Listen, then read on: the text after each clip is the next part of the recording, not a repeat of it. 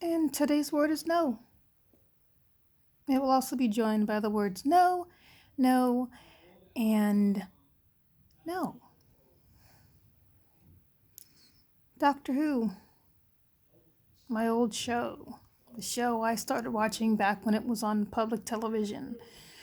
My father and my brothers would be sitting down watching this very strange, boring looking show, and I would come in wanting to watch something, and I'm like, oh God, is this weird thing still on? And I'd go back and pick up one of my books, probably. And one day I sat down and I decided to watch it. I'm like, well, we'll give it a few minutes. May as well. I must have been out of my stack of library books for the weekend. And a few minutes in, I was hooked. I am old school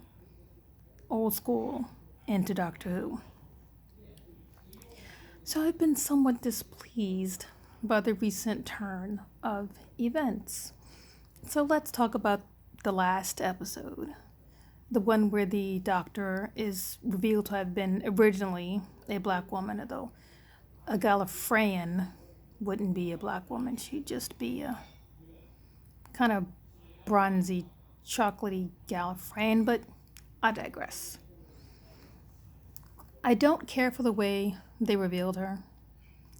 They get to reveal this black Time Lord, the original Doctor, so called, in this kind of blah episode, in this blah season.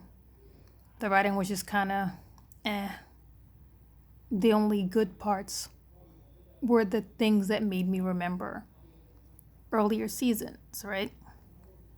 The only good parts were Captain Jack, which still was very out of place. It just seemed like so much filler. Like, he's a great actor and he's a fun character, but he really didn't do much for the episode. It would have been just as effective to have his voice come through in a subspace wave, beware the lone Cyberman, except in his voice. That would have been much more interesting. The only other fun part was when she was saying she was trying to find a word to rhyme with Jadoon and Platoon. And you think of the first time you see the Jadoon in the episode with Martha and David Tennant and the Doctor, where he's saying a platoon of Jadoon on the moon.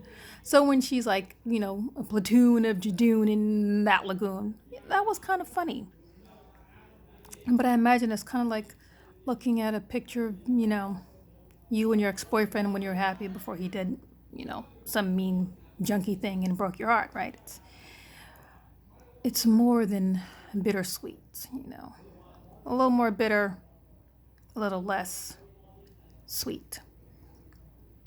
And having this Doctor, so-called, be in the TARDIS was a terrible continuity error.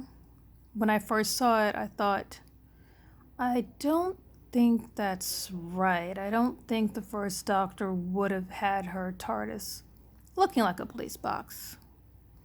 Turns out, if you turn to the nerds, I know a lot about Doctor Who, more than most people probably, but no one's gonna give me a doctorate, haha, in the science and lore of Doctor Who.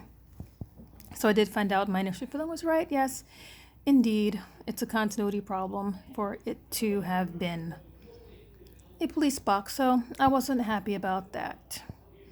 Was this new Doctor a better Doctor than Jodie? I saw someone say that. I've only seen 4 episodes of Jodie Whittaker, only in this season, so I don't know.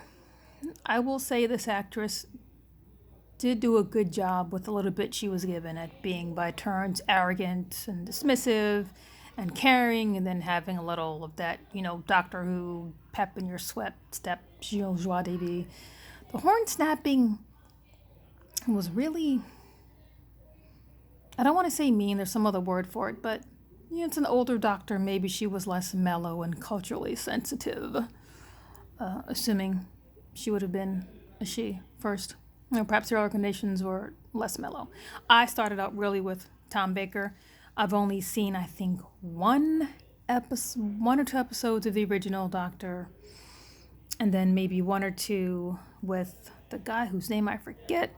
his name is Pertwee. Maybe 1 or 2 Pertwee episodes. Really, I'm more, Tom Baker era Doctor Who. So I think she could do a good job at being a doctor, but who really knows? I mean, Jodie's doctor, I've just seen, like I said, for those few episodes, and she has this kind of over-the-top cheerfulness, but I don't get that she has that switch that she can hit, and she goes from happy-go-lucky wanderer to, the vengeful god. I don't get that from her. So, I will say I did think that the costume on this original Doctor, anti-canon original Doctor, was better. The Doctor does go for a little more of a tailored look, and she had a little bit more of that tailored jacket, and she had that bit of personality with the piping and the bright colors at the neck and at the blouse, that little flourish that I think Jodie's rainbow stripe is supposed to provide. It's kind of flourish that Sylvester McCoy had with the question mark shaped umbrella, and Tom Baker, of course, with the iconic scarf. So, moving on. When I first heard about this new regeneration and the Doctor being a woman, I was irritated because the Doctor is a man. The Doctor is always a man. And I didn't watch it. Now, not because of her. I haven't seen Cabaldi either. I just got busy. I kind of fell off. I'm like, I'll get to it. I'll get around to it. But this season there was so much talk that I actually remembered to turn the TV on and watch a few episodes. And I watched Spyfall. I liked the second part better than the first part. In the first part, I was just kind of sitting there being like, okay, this is an okay show. It doesn't feel like Doctor Who, but, it's an okay show. Maybe if the writing was better and she was more doctor-like, had more of a presence, I would buy it. I could have gotten over it the same way I got over this concept of a Gallifreyan Time Lord falling in love with humans. Anyway, I'm just going to close this video by saying no, no, no, and no. Do better. Why would you have your first black doctor, or your first doctor being black, and debut her in such a mediocre, slightly below mediocre episode with a glaring continuity error and a bunch of boring characters, She didn't really have a lot to work with. Anyway, I am going. Me and this dude, we're gonna go see if we can find some proper deep conditioner. I need a new brand. Bye.